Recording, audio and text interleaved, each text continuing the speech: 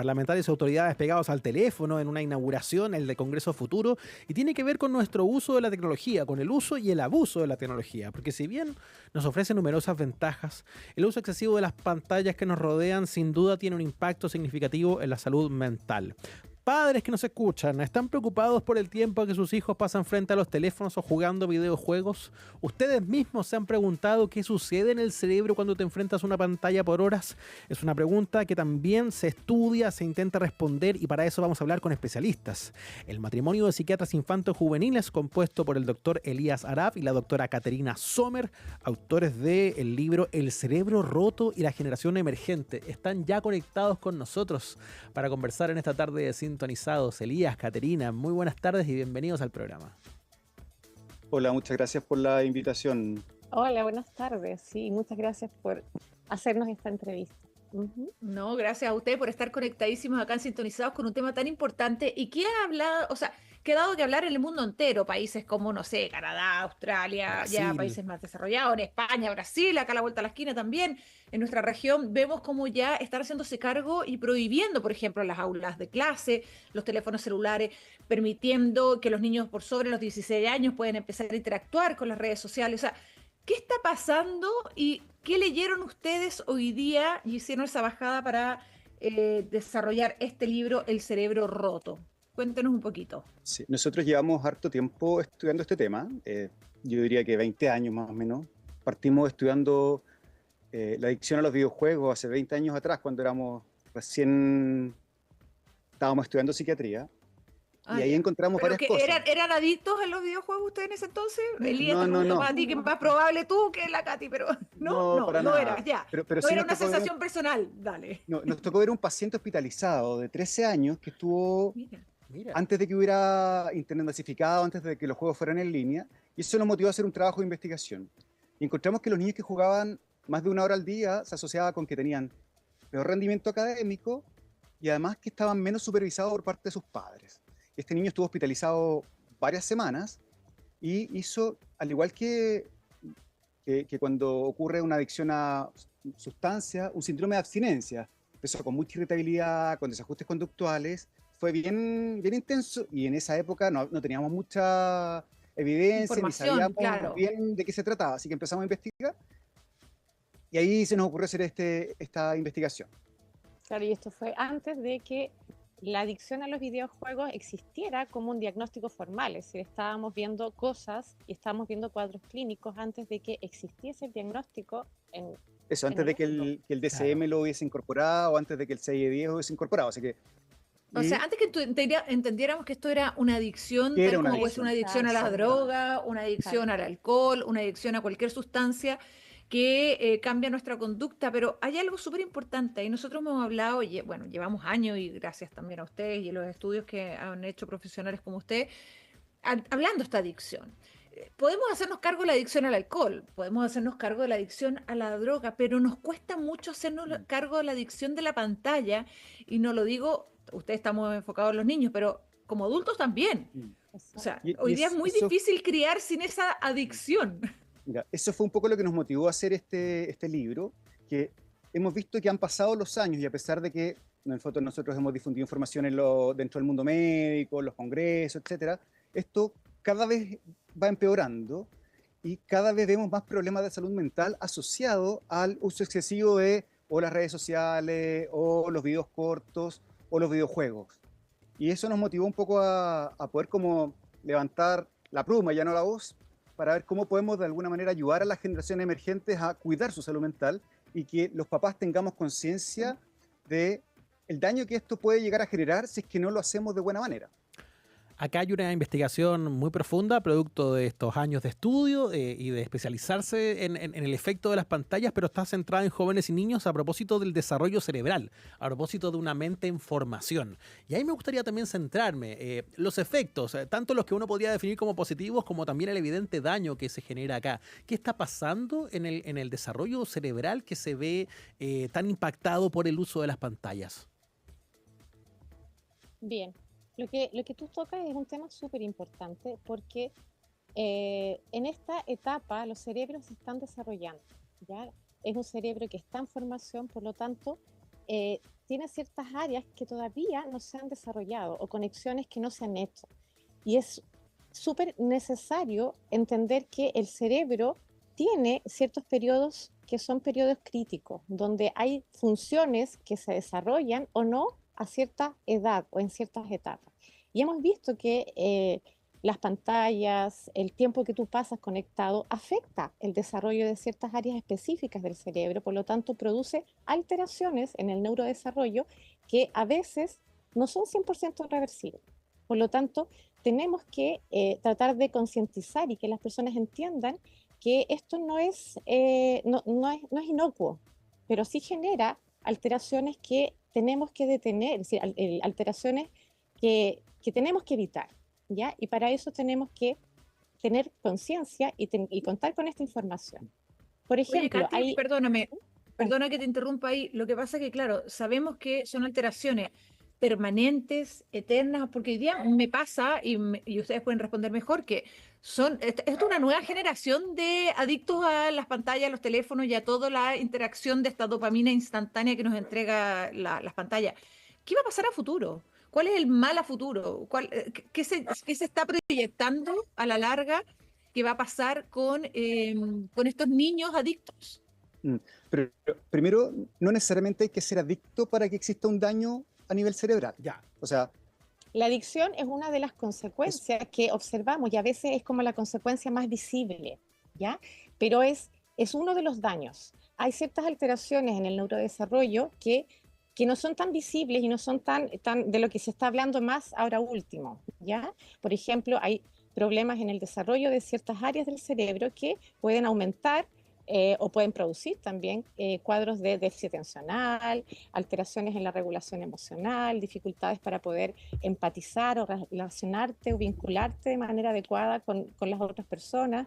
Es decir, hay ciertas alteraciones que estamos viendo que finalmente en el día a día, en nuestra clínica, vemos que cada vez hay más adolescentes y jóvenes también que están con ciertos síntomas o con ciertos cuadros que se están viendo con más frecuencia actualmente. Sí, hay un tema que a mí me preocupa de manera muy importante, que tiene que ver con el desarrollo de la empatía. Hemos visto que a mayor tiempo de conexión a videojuegos y redes sociales, específicamente, y a videos cortos, se afecta el desarrollo de la empatía, porque la empatía es algo que se genera a través de lo que se llaman las neuronas en espejo, que son neuronas que se activan cuando yo estoy en contacto con un otro ser vivo, cuando yo miro a los ojos, cuando yo me conecto.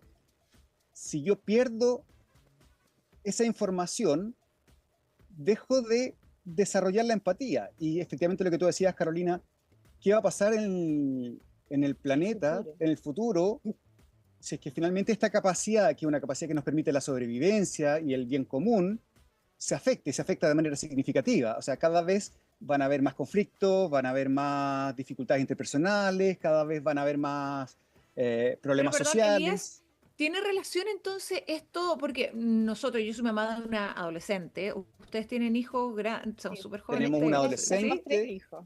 Un adolescente de 17, un mediano de 10 años y el más chiquitito de 8. O sea, están pasando por todas las etapas y me imagino que viendo también cómo ha ido desarrollando, pero nosotros, por lo menos, o las mamás del curso, o entre mis amigas que tenemos ya hijos adolescentes, hablamos siempre de la poca empatía y conexión que los niños tienen con la realidad.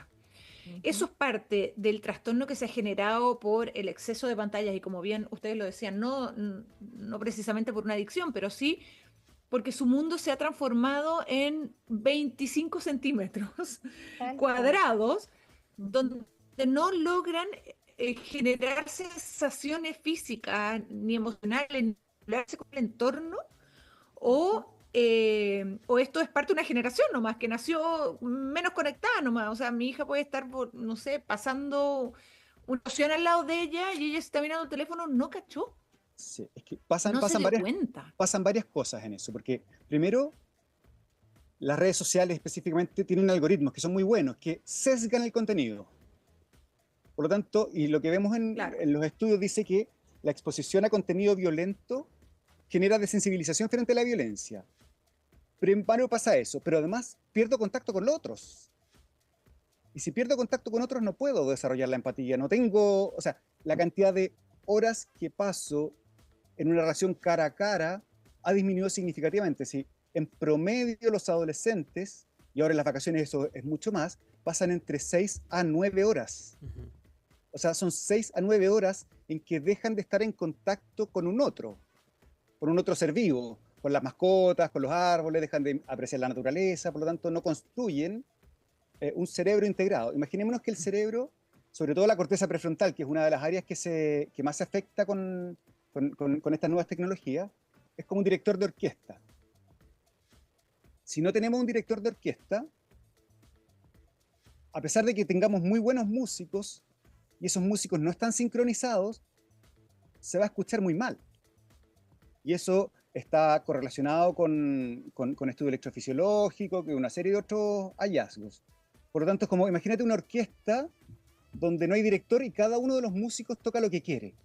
¿Y eso se puede retomar? ¿Se pueden volver a generar esas conexiones?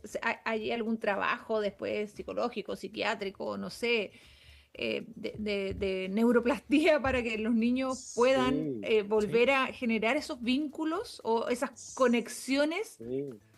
Yo en eso soy bien optimista. A mí me ha tocado ver varios pacientes como en que por diversas razones hemos tenido que hacer una suspensión bien abrupta y vemos cómo florecen, cómo empiezan a socializar con sus propios padres, empiezan a jugar más con sus amigos, empiezan a salir a la plaza, al parque, vuelven a hacer deporte y son niños que empiezan a estar mucho más felices. Claro. Y eso implica mejoría en la concentración, les empieza a ir mejor en el colegio, lo empiezan a pasar mejor. Si de alguna manera vemos una epidemia de problemas de salud mental, déficit atencional, desregulación emocional, depresión, trastornos de la alimentación, y no podríamos decir que todo eso es producto de las pantallas, pero sí que juegan un rol importante. Claro. Pero es importante también que se pueda frenar o mitigar. Catarina, ibas a decir alguna cosa ahí para no...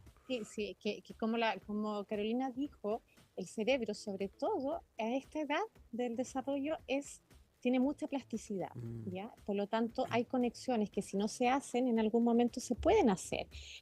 Se pueden construir caminos alternativos también, si es que esa conexión directa a lo mejor ya no se puede rehabilitar.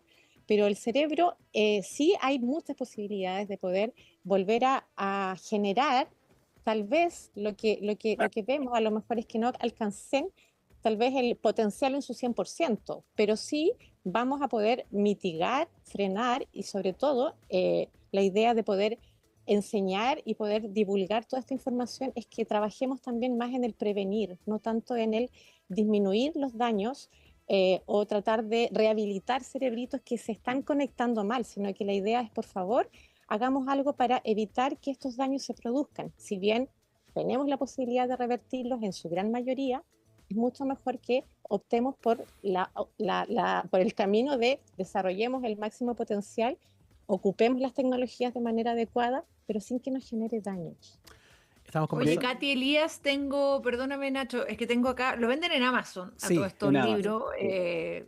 Lo encuentro súper chulo que lo venden en Amazon, no sé por qué, pero me da como una sensación súper buena. Claro que sí. Sí, lo encuentro como cool. Pero dicho eso, este libro, una tontera, pero nosotros somos así de sensaciones. Este libro, ¿enfocado a quién? ¿A quién hoy día ustedes se lo entregarían a las manos y le dirían, léanselo? ¿Niños, adultos, padres, expertos? ¿A quién? Primero, a todos padres que tenga hijos o que piense tener hijos. Ya. A los profesores, a los profesionales de la salud y ojalá a los adolescentes. Personas que están dedicadas a trabajar con educación, personas del gobierno, para que de ojalá verdad... que le pueda llegar al ministro de Educación. Porque es súper importante. O al presidente de la República. Es súper importante que cuando uno empieza a moverse, y esto ha generado más ruido ahora que se está legislando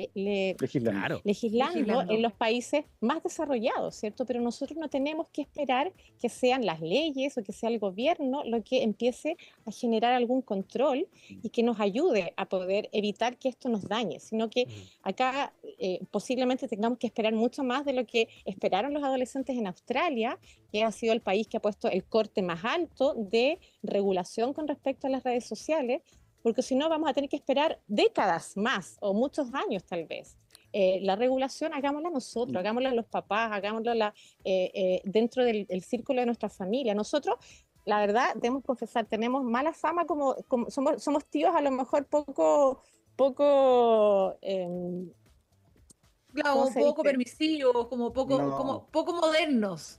Claro, claro, somos los tíos que llegamos a la casa, claro. Exacto, y que tratamos de que nuestros sobrinos también se desconecten de las pantallas, de mover a nuestros hermanos, a la familia. Entonces, tenemos que hacer ese movimiento, aunque seamos pocos, porque de verdad que importa. Claro. A veces normalizamos cosas que nos hacen daño y que tenemos que controlar. Entonces, por un momento vamos a remar tal vez contra la corriente, vamos a hacer poquito. Y el año pasado en el colegio en el colegio de nuestros niños se hizo un movimiento súper importante que yo creo que en parte también nos motivó y nos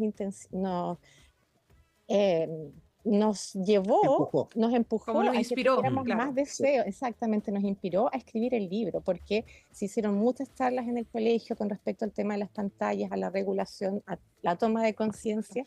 Y dijimos, bueno, ¿por qué no escribimos un libro y hacemos que toda esta información que transmitimos directamente a los papás llegue y se masifique y que sean muchos adultos, sean muchas personas las que nos ayuden a poder cuidar estos cerebritos? Y eso es algo que a los papás les pasa harto en la consulta al menos, como que tienen mucho miedo de ir contra la corriente, pero es que todos tienen.